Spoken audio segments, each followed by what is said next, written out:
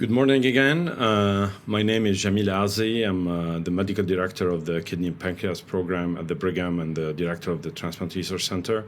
I'll be going over the first talk here. This is an introductory talk going over some immunology concepts that we believe are important to understand what we do in the clinic.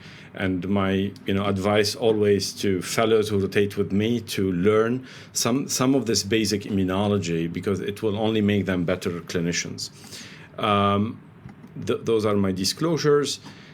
And then, so where to start? I think what you need to remember from this slide is, while our immune system derives from the same cell in the bone marrow, it divides into two big groups. This is the adaptive immunity and the innate immunity. The adaptive immunity, those are your T and B cells, and they are special because they have those receptors. The T cell receptor and the B cell receptor, as you can see here, they have those sites that allow them to bind to specific antigen, and the cells will only activate it with specific antigen. So it's very antigen specific. And when they get activated, they develop memory. Your B cells, when they get activated, they mature and they differentiate into plasma cells, and they start secreting this receptor as your antibody. And you can see here that this receptor looks like an antibody, giving the humoral immunity. Your T cells comes in flavors. You have the CD4 and the CD8 T cells. The CD8 T cells are cytotoxic cells, so they have the machinery to kill. So when they recognize a specific antigen, they start attacking right away. However, the CD4 cells are more elegant. They don't have machinery to kill, but when they get activated, they start secreting cytokine and chemokine to direct the rest of the immune system, including the innate immune cells. The T cells are special because they, while they are generated in the bone marrow, they mature in the thymus. And this is why we call them the T cell for thymus. And they mature by acquiring this T cell receptor we talked about. Every few of those T cells will have one T cell receptor that allow them to recognize only one antigen. And this is called a clone of T cells. When we're born with hundreds of millions of those T cell clone. Each clone is responsible to recognize only one antigen. So when we get an infection, it's not that all our immune system, all our T cells go after this infection. Only the T cell clone that recognize this pathogen get activated. The rest is at rest. The same when we get a transplant. Some of those clones will get activated again in the kidney. The rest remains inactive. However, what we do in transplant today is we give immunosuppressant to suppress the whole billion clones. And this is why our patients develop infection and malignancies. Infections for obvious reason, because of those clones responsible for covering all potential pathogen. But also, some of those clones recognize any mutated protein that form during a malignant transformation of cells, and this allow those clones to attack those malignant cells and eliminate them. All of us have malignant cells that grow, and our immune system is responsible to eliminate them. But when we weaken our immune system, we significantly increase the risk of malignancy, and this is why our patients don't do well over the long run. Those T cell clone include clones that recognize our own antigens. So why we all don't develop autoimmunity? Because there is an elegant system in the thymus that expose those clones to our own antigens, and the one that recognize our own antigen with high efficiency get eliminated. So we create holes in the immune system to protect our own tissues. So we're going to go over all the steps of rejection. But before we do that, I told you that the T cells recognize antigens that are recognize specific antigen. But you need a structure to present those antigen on the surface of cells. And this is the MHC molecule or the HLA molecules in a human. They exist on all nucleated cells. Their role is to present antigen that from pathogen that invaded the cell. So if there is an infection invading the cells, piece of it will be presented on the surface, and then you have those billion T cell clone circulating until the right clone recognize this antigen, get activated, and respond against this infection. However, in the case of transplant, the recipient T cells are able to directly recognize the MHC molecule as foreign and react against it. But not only because of the combination of different antigen and the MHC molecule, and because of different, the protein is complex and formed by a large peptide, so the recipient T cells are able to recognize this MHC molecule at different sites. So each donor MHC molecule can in fact activate multiple recipient T cell, and this is why this direct recognition by donor antigen presenting cell that come with the cell, that come with the organ, activate the immune system the most. And this is why, one of the reasons why we have higher rate of acute rejection early on before those cells are completely eliminated. So, and this makes obviously those HLA molecule the major target for alloreactivity to cause rejection. I told you that this is a structure to present protein, but this doesn't explain why do we need two classes of it, MHC class 1 and MHC class 2. Well, the reason is that the MHC class 1 exists on all nucleated cells and present antigens to CD8 T cells that are cytotoxic, and they can attack right away. However, the MHC class 2 only exist on antigen presenting cells because they don't want to present their antigen to CD8 cell that can kill them right away. They want to present it to CD4 cell that they don't have the machinery to kill. So the antigen presenting cell, the professional antigen presenting cells express mainly MHC class 2 to avoid being killed. But this doesn't explain why do we have A, B, C, DR, DP, DQ, why we have so much polymorphism in the MHC molecule of our, in a human and in animals. So imagine that we all have one MHC molecule, MHCX, and then a pathogen mutate in a way that now cannot fit in this MHC molecule to be presented to the immune system. This will lead to wiping out the whole human race. If we have another, other humans who carry the Y, they will survive this mutation. However, this huge polymorphism we have now is to ensure that we survive any major pandemics and that face our race. So polymorphism obviously protects against pathogen immune evasion, but it's not so good for matching kidneys because now most of the organ that come from unrelated people will carry different MHC molecule that is the major target for our immune system, and this is why we're exposed to rejection. The MHC complex is formed of those 6 genes, is basically all packed together on chromosome 6, and we have one copy from father and one copy from mother, but they are co-dominantly expressed, which means that the copy from the mother and the copy from the father are both expressed on the surface of the cells. So in fact, we have not only 6 HLA antigen, we have 12 HLA antigen on the surface of our cells. So why, when in transplant, we talk about 6 antigen match and 6 antigen mismatch? And the reason is because A, B, and DR are the most polymorphic, most expressed on cell, the most immunogenic. However, the other are also important, and they also can stimulate the rejection. This is why when we talk about 0 antigen mismatch from the deceased kidney, this is only matching on A, B, and DR. This explains that those patients still this is not a perfect match. They still need induction therapy and they still need maintenance therapy. But the risk of rejection with the zero antigen mismatch is lower. This is why we usually tend to give less induction therapy with either, mostly non-depletional induction therapy, and those are the patients that have lower rate of rejection compared to the others. However, when we talk about living-related kidney transplant, it's different. So because those genes are packed together, they are inherited together as one haplotype.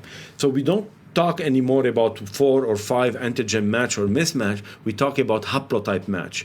So, and based on this, all these possibilities of the children inheriting the haplotype from their parents, we have 50% chance that 2 siblings share at least one haplotype.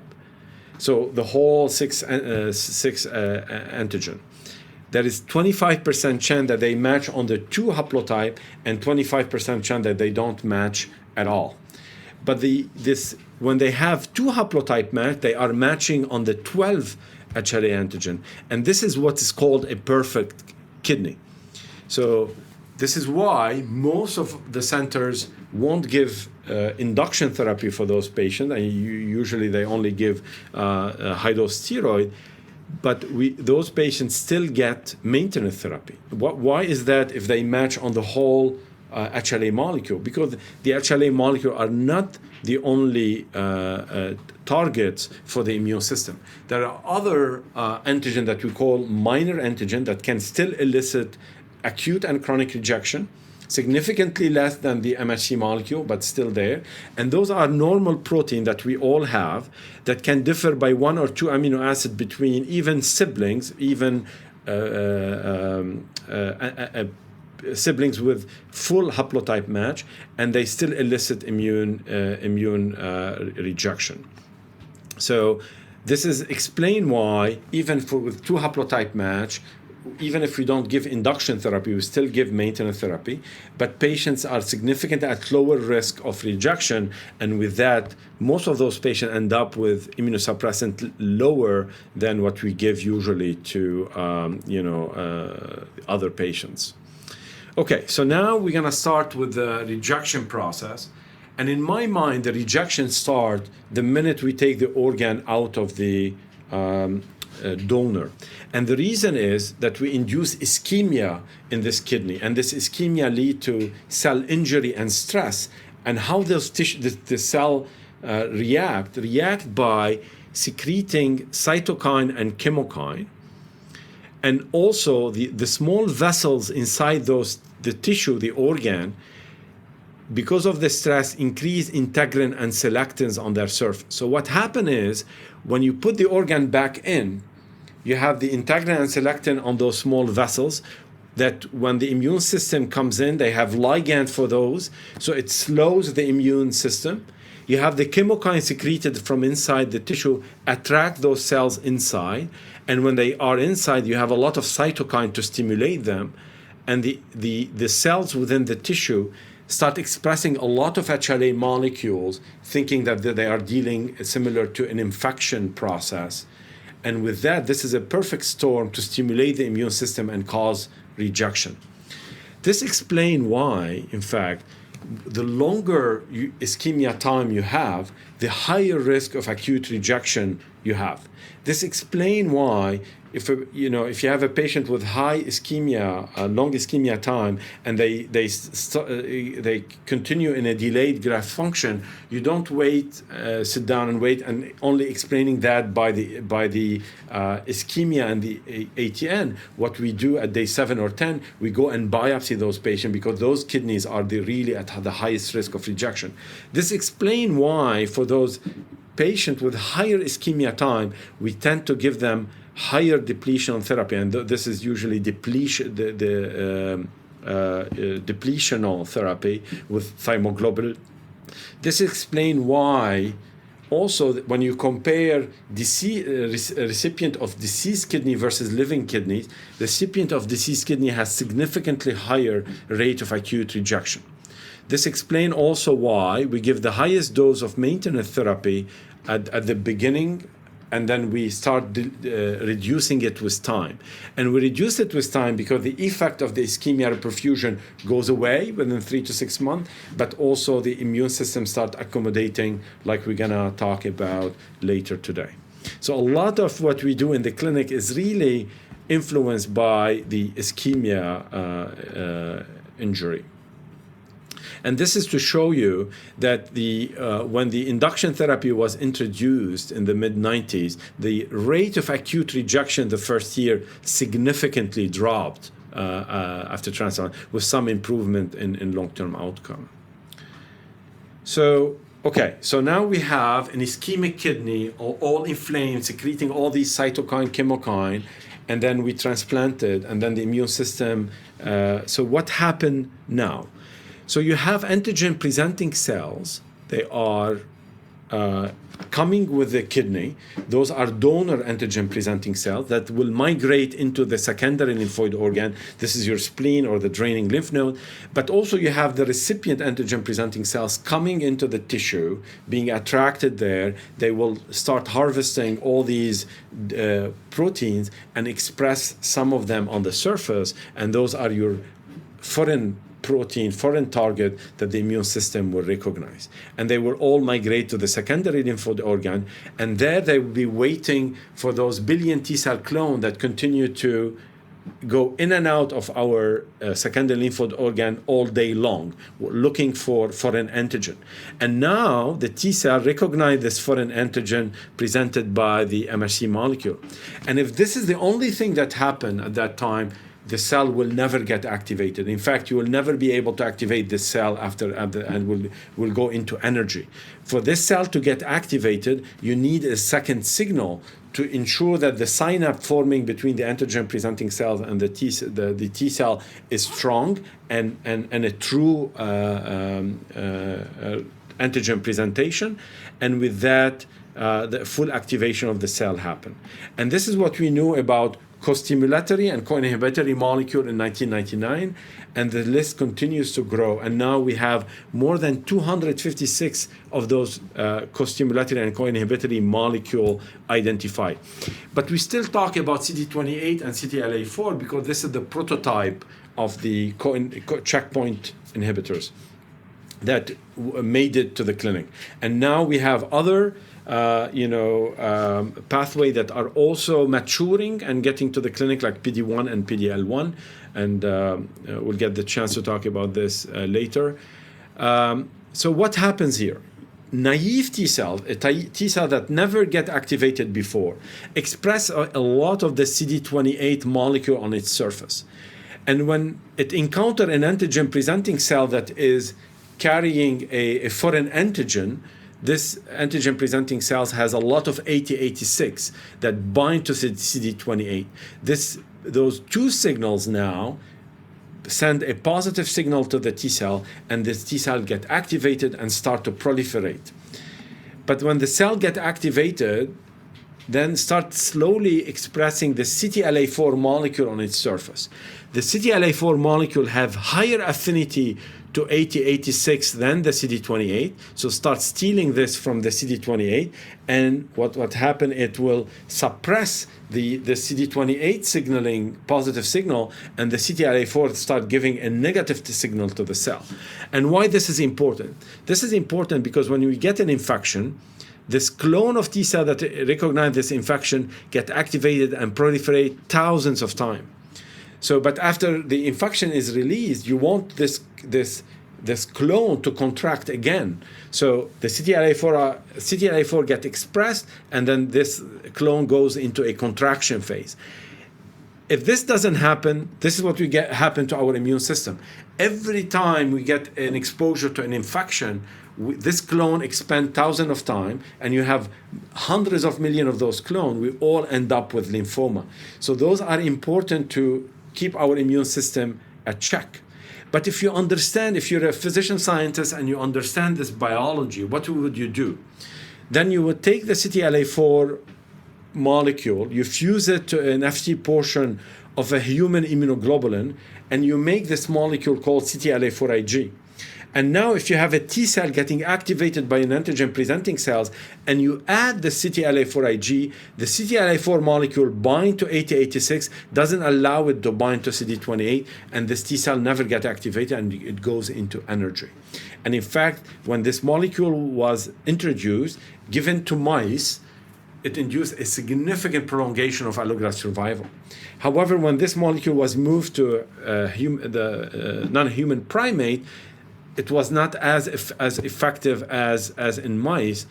So the company looked at 2,300 mutants of this molecule and came up with this molecule, belatacept, that differs only by 2 amino acids, but has a higher affinity to 8086, and that gave us a stronger CTLA-4 Ig, and this is the molecule that led to the benefit trial, and this is the Flavio Vincenti paper showing that at 7 years there was a significant improvement in GFR in patient on belatacept compared to calcineurin inhibitor, cyclosporin in that particular case. However, what we know about biology made us to this also paper by us in New England Journal of Medicine, arguing that what's going to happen with this belatacept, we're going to see a higher rate of acute rejection once we liberalize the use of it. And this is what happened in subsequent publication showing that there is a severe rejection that happened in some of the patients with on belatacept. And the reason why is driven by biology. When the T cell get activated for the first time, it needs the CD28 signaling. But when it goes into activation and then contraction, and form a memory cell, now when the memory cells start getting activated by the same antigen, it doesn't need the CD28 signaling, and it can be activated very quickly. And that why, so we have to be careful with our patient on belatacept. This is why also when we do we switch patient to belatacept, there is a higher risk of acute rejection. And we over the years developed protocols to reduce this acute rejection. But still, it's an important molecule that is not nephrotoxic, that is has a significant use in transplant, showing also some benefit in B cell activation and antibody production. Okay, so now we're gonna go, so your T cell is getting activated. You have the first signal through the TCR, the second signal through the costimulatory molecule, CD28 in this case, but there are others. And then this will lead to activation of multiple pathways. The most important of those is the calcineurin pathway. And the calcineurin is a phosphatase. And what phosphatase does, it dephosphorylates protein. So this NFAT molecule that's highly phosphorylated and exists in the cytoplasm, the phosphorus get cleaved, and this NFAT now can go into the nucleus, sit on multiple genes, and then activate multiple promoters and activate multiple genes, including the IL-2 gene. So the cells start secreting a lot of IL-2. The IL-2 gets secreted and in autocrine fashion bind to the IL-2 receptor and activate the PI3K mTOR pathway, and this leads to the cell go into cell cycle and proliferation. If you remember this, you remember all the mechanism of action of all the immunosuppressants we currently have. If we talk about the costimulatory blockade, it basically affects the signal too. And the thing to remember from that, and my colleague Dr. Lee will go over this in more detail in the next talk, is that it only targets the immune system, and with that doesn't have major side effects. However, when we talk about calcineurin inhibitors, although they are proven to be one of the most immunosuppressive medications, the calcineurin is ubiquitously expressed and doesn't only exist in T cell. So it's important in insulin signaling. This is why 1/3 of our patients develop diabetes after transplant. It's a very important in neuron signaling, and this is why it causes a lot of neurotoxicity, this medication, but also can affect your epithelial and endothelial cells and induce nephrotoxicity. The PI3K-mTOR pathway is also ubiquitously expressed, and it's one of the most commonly mutated pathway in cancer. Why? Because it's one of the major pathways for cell proliferation and survival. So you can imagine when you inhibit this pathway, you would inhibit wound healing. You would cause leukopenia, but also the cell that proliferate the most in our body are the layer of the intestines and the epithelial layer, and this is why those medication can cause a lot of GI symptoms. However, because this is one of the most commonly mutated pathway in cancer, this is our preferred drug for patients who develop cancer, especially skin cancer. And finally, the anti-metabolites like Imuran and the CellSAP, what they do, they inhibit new nucleotide synthesis that are important for any cell proliferation. And you can imagine, because of that, they can cause similar symptoms like leukopenia, GI symptoms, and also can inhibit wound healing. And in fact, combination of both the mTOR inhibitor and the anti-metabolite are very, very toxic. And the way we do it in transplant, we choose one medication from those three buckets, and we make most of our center do triple therapy. Okay. In summary for this section, so what we talked about, because of the ischemia reperfusion and because of the direct allorecognition, the rate of acute rejection, the highest early after transplant, is higher in patients receiving deceased kidneys. And with that, this is why we give induction therapy, and this is why we give the highest dose of maintenance therapy here. The ischemia reperfusion goes away with time, our direct allorecognition goes away, and with that, the risk of and the immune system accommodate by expressing co-inhibitory molecule like the CTLA4 and others, and with that, the risk of rejection goes down after 3 to 6 months, and this is allow us to start thinking about reducing immunosuppressant. However, as you can imagine, one of our major problem that we don't have a tool that allow us to measure how active this immune system is against our kidney, and we'll have the chance to talk a little bit about this during the day.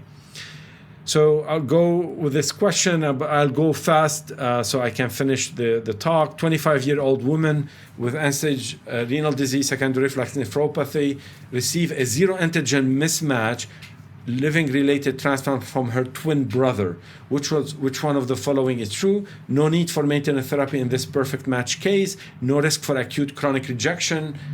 Induction therapy should be with depletion therapy. This match is perfect for major and minor transplant antigens. And the answer here, this is a zero antigen mismatch, which means two haplotype match, because this is related. So they match on the 12, not only on the 6, but this is not an identical twin. With that, they have minor antigen that differ. So there is a need for maintenance therapy. There is a risk for acute or chronic rejection. Usually, we don't use induction therapy in those patients, and this match is perfect for major antigen, but not for minor antigen. So the right answer is none of the above. This is a 58-year-old who received a deceased kidney transplant, non-sensitized, but has an ischemia time of 24 hours, called ischemia time, and then got induced with thymo, developed delayed graft function as expected with 5-10 cc's of hour of urine, but this continues to be the case over the remaining of the week. She's on a high-dose CellSAP, she's on a high-dose FK. Which one of the following statement is correct? Thymoid induction was not appropriate as she had a good matched kidney and no preformed HLA antibodies. This is, as we talked about, the risk of acute rejection is very high in this patient with a long ischemia time, and with that, thymoid induction is justified. Patient has no increased risk of rejection, and delayed graft function is simply explained by prolonged cold ischemia time. We said that this is also not the right answer. Biopsy is needed as soon as possible to rule out acute rejection, and this is what we usually do. We do a biopsy at day 7 or 10, and prograft should be stopped as contributing to the delayed graft function. Never ever do that. So the right answer is C. Question 3.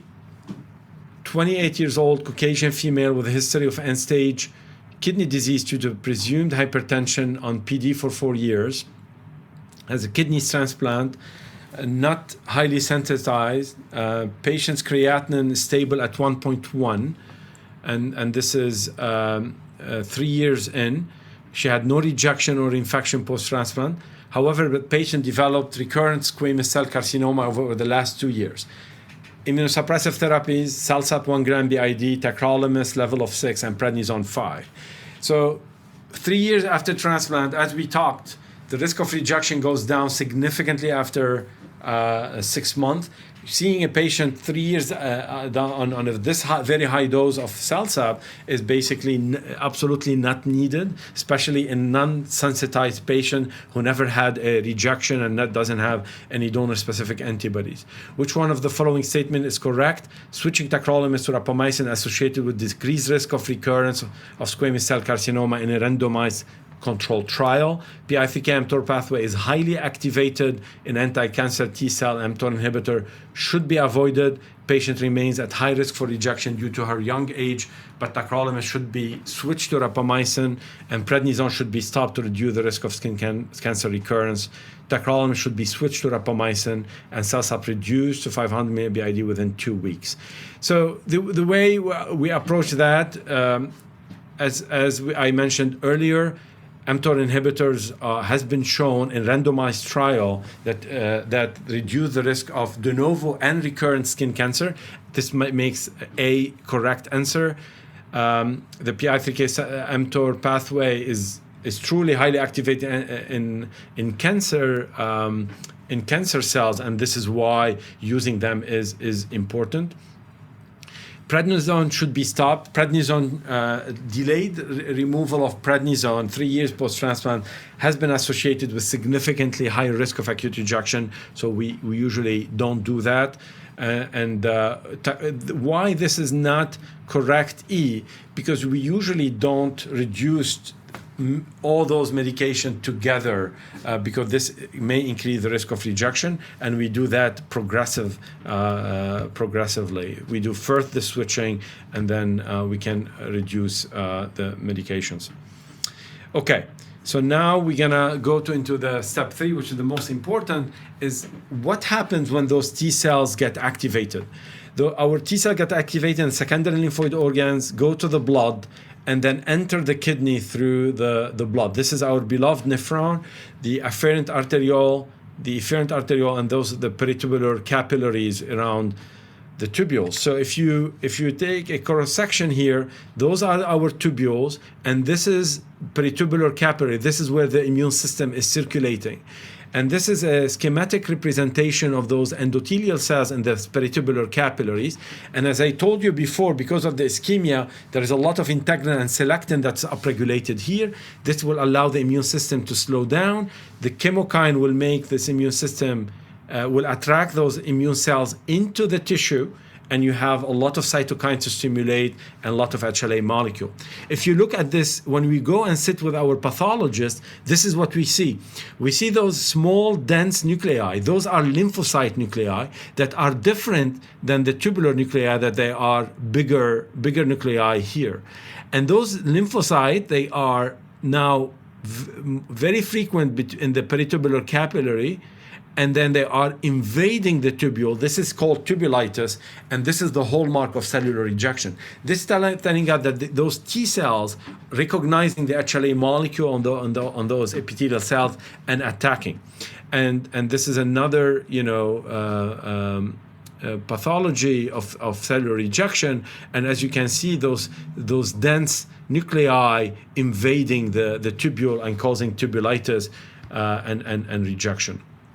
And how do you treat that? You treat that by you want to deplete your T cells. So we use depletion on therapy. For milder rejection, we use Solimedro, and for more severe rejection, we tend to give more depletion on therapy like thymoglobulin or even Campath in some instances. But that's not enough. You need to understand what caused this rejection. You need to optimize the maintenance therapy after treating the acute rejection to prevent this from happening again. Okay, now something more exciting happened, which is the T cells get activated but then go and activate the B cells. What happened is the clone of T cell that get activated migrate to the secondary lymphoid organ, will go and will meet the B cell that had the same the receptor that have the same specificity against the antigen that stimulated the T cell. And those B cell, T cell goes into this marriage that lead to activation of the B cell in the germinal center.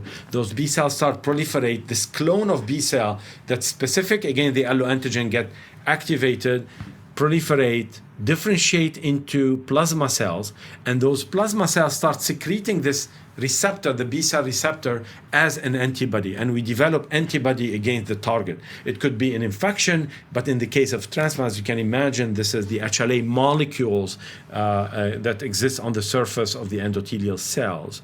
And those plasma cells go into the bone marrow and they long live.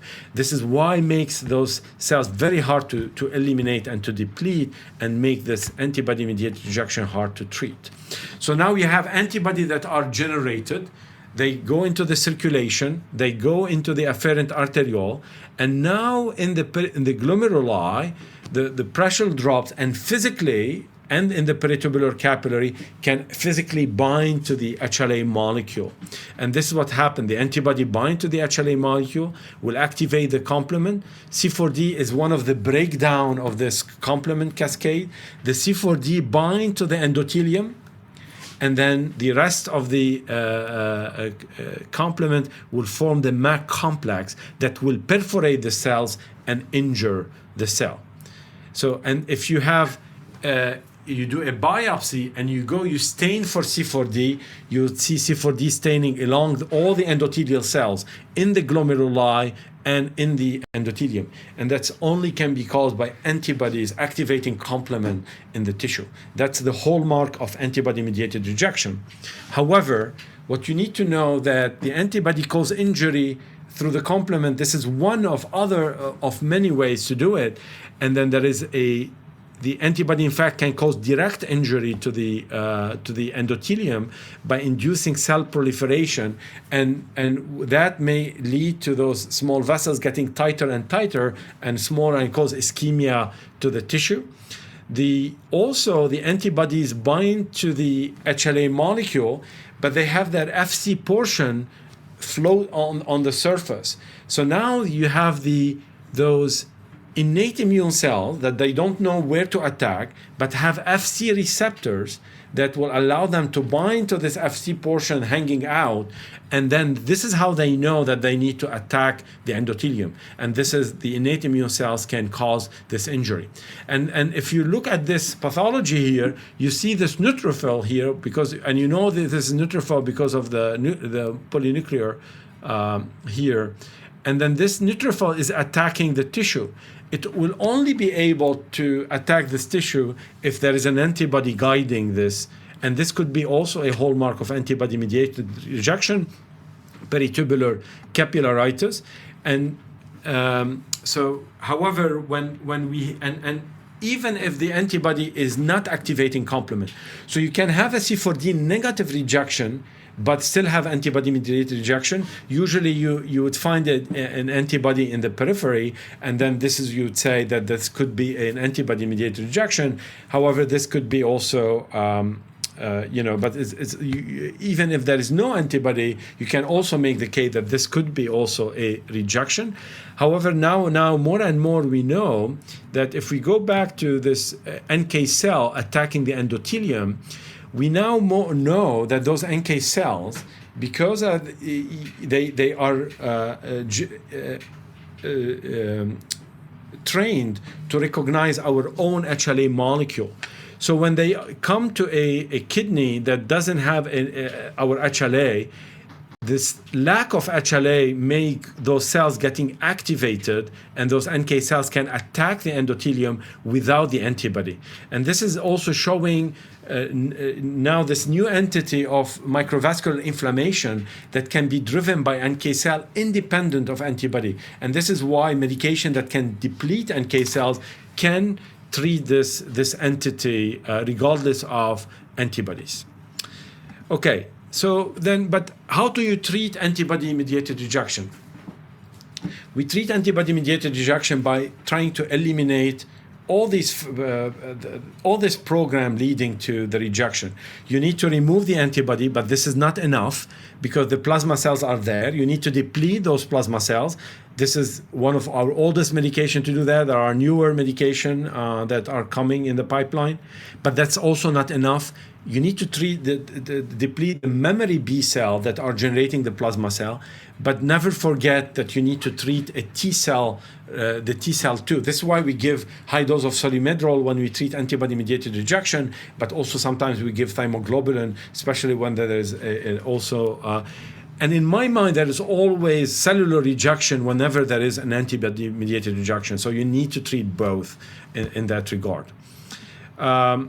So I'll spend the last couple of minutes to talk about cross-matching, and then Dr. Melissa Young will go more in detail on this. So you have a pregnant woman. The HLA of the half of the HLA of the fetus coming from the father. So her immune system will recognize those HLA molecules on the fetus as foreign, get activated. Those T cells activated go into the secondary lymphoid organ, activate the B cells, become plasma cells, and then the plasma cells start secreting antibodies against the HLA molecule of the fetus. So now the daughter or the son 21 years later want to donate a kidney for their mother. So we transplant this kidney. Those antibodies that are preformed, again, the HLA of the daughter of the son will deposit immediately within second in this kidney, and then will activate complement and will in fact cause thrombosis of the kidney. And this is called hyperacute rejection, and this is what we fear the most in transplantation. And and this is what happens in the early era of transplant until we figured out that this is mediated by an antibody, and then we needed to develop a test to test a couple before they go into the transplant to see if this rejection will happen, yes or no. And if I want to do that, I would take a piece of the kidney of the donor. I would take the serum from the recipient. I will mix them together and see if there is any antibody in the recipient serum that bind to the kidney and cause injury. But this is hard to do. I mean, taking a piece of the kidney is impossible. So we need surrogate cells that are easy to take from the donor cells, from the donor, and they have on their surface the same HLA molecule as the endothelium, which is MHC class 1. And this is why we choose the donor T cells. It's easy. We take a blood draw from the donor, we take the T cells, and we do the cross-match. We're not interested in the T cell of the donor. We do that only because they carry on their surface the HLA molecule the same as the endothelial cells, and then we mix them and we add. So if there is an antibody in the serum to bind on the HLA molecule, we add an anti-antibody to promote the reaction, and we add complement. And if there is an antibody binding, the complement will get activated, will form a MAC complex and perforate the cell. So now if you come and you add a dye to the cell, the dye go inside the cell and the cell get colored. And that way we get a positive cytotoxic cross-match. And this is the no-no in transplantation. And this is basically what we fear the most in transplant. And this is the only absolute contraindication I know about in transplant. Everything else is relative. And I will stop here, and then as the other will, Dr. Melissa Young will go more in details over the tissue typing process.